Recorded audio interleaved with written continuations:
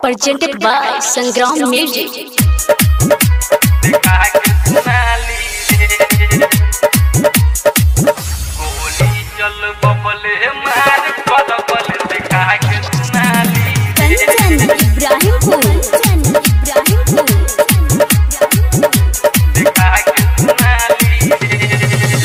मच के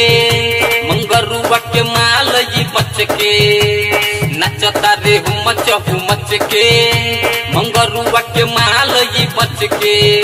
जिला मोतिहारी में मुजफ्फरपुर सीतामढ़ी में मुजफ्फरपुर सीतामढ़ी में जिला मोतिहारी में मुजफ्फरपुर सीतामढ़ी में गोली चल बबले मार करबल देखा के दुनाली रे गोली चल बबले मार करबल देखा के दुनाली रे गोली चल बबले मार करबल देखा के दुनाली रे देखा के दुनाली रे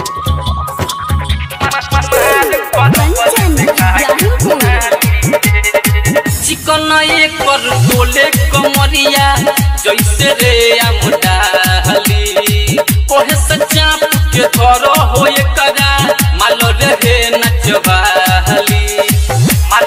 रे नचवाली चिकन एक पर टोले कमरिया जैसे रे आमडाली कोहे सचाप के धरो हो एकरा माल रे नचवाली बरगनिया हिलबले रे ढाका में कर दौड़बल रे बरगनिया हिलबले रे ढाका में कर दौड़बल रे गोली चल बबल मार करबल देखा के दुनाली रे गोली चल बबल मार करबल देखा के दुनाली रे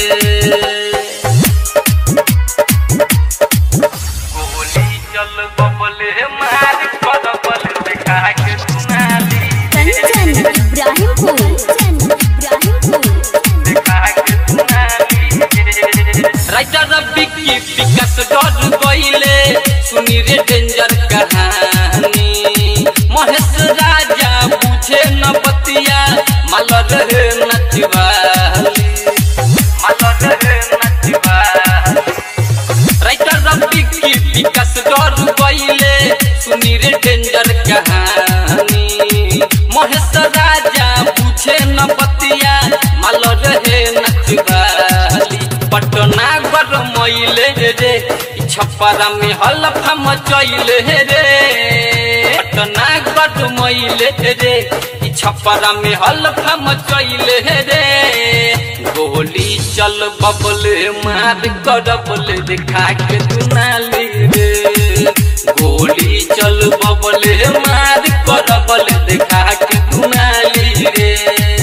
जिला मोतिहारी में मुजफ्फरपुर सीतामढ़ी में गोली चल बबले मार करबल देखा के दुनाली रे गोली चल बबले मार करबल देखा के दुनाली रे गोली चल बबले मार करबल देखा के दुनाली रे संग्राम रिकॉर्डिंग स्टूडियो रीगा सीता।